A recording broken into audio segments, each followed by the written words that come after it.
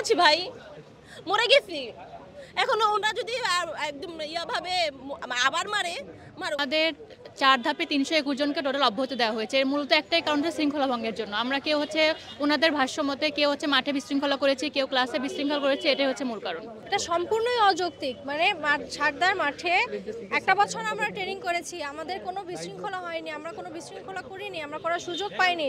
সারদায় এমন strictly training করায়, সেইখানে আমাদের একটা 1 বছর ট্রেনিং শেষে পাসিং প্যারেডের অনুশীলনে আমাদের বলা হলো আমরা নাস্তা না খেয়ে হইচই করেছি।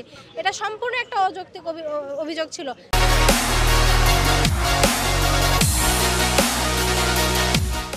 যেটার জন্যই আমরা আজকে এখানে দাঁড়াইতে পারছি, আমরা এখানে দাঁড়াইছি যে অযৌক্তিক অভিযোগ দিয়ে আমাদের চাকরি থেকে বাতিল করে দিল।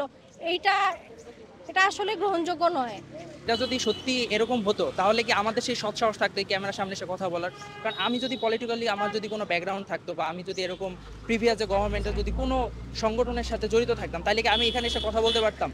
আমার তো সেই সৎ সাহসটা থাকতো না। তো এই বিষয়টা মূলত যে 321 জনদেরকে আমাদেরকে যে ট্রেনিং থেকে অব্যাহতি দেওয়া হয়েছে, এই মূল কারণটা হচ্ছে ডিসিপ্লিন ইস্যু।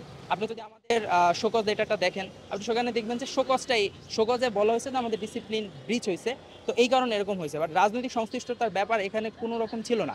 আর তারপরে যদি থেকে থাকে একটা ফেয়ার ইনভেস্টিগেশন হোক। আমরা সবাই মেধার ভিত্তিতে এখানে এসেছি। আমাদের কথা হচ্ছে যদি এরকম যদি থাকে একটা ফেয়ার ইনভেস্টিগেশন হোক। আমরা চাই যে একটা ফেয়ার ইনভেস্টিগেশনের মাধ্যমে আমাদেরকে আবার পুনর্বহাল করা হোক।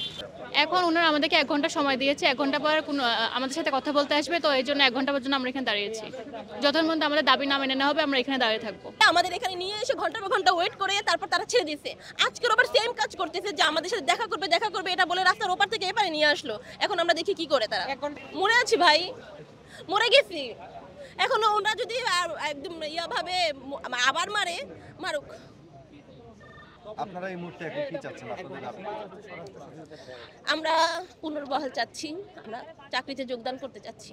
আর আমাদের কোনো দাবি নেই, আমাদের একটাই দাবি যে 1 ঘন্টার মধ্যে আমাদের প্রতিনিধিকে স্বরাষ্ট্র উপদেষ্টা মহোদয় অথবা স্বরাষ্ট্র সচিব মহোদয়ের সাথে আমাদের প্রতিনিধি টিম কথা বলার সুযোগ করে দেবে, সেই আশ্বাসে আমরা ওই গেট থেকে এই গেটের সামনে অবস্থান কর্মসূচি পালন করতেছি। আচ্ছা, আপনাদের মূল দাবিটা কি? আমাদের দাবি হচ্ছে আমাদের অব্যাহতিপ্রাপ্ত 321 জন ক্যাডেটকে পুনর্বহাল করে চলমান প্রশিক্ষণে অংশগ্রহণের সুযোগ দিয়ে আমাদের নিয়োগ কার্যক্রম সমাপ্ত করার জন্য।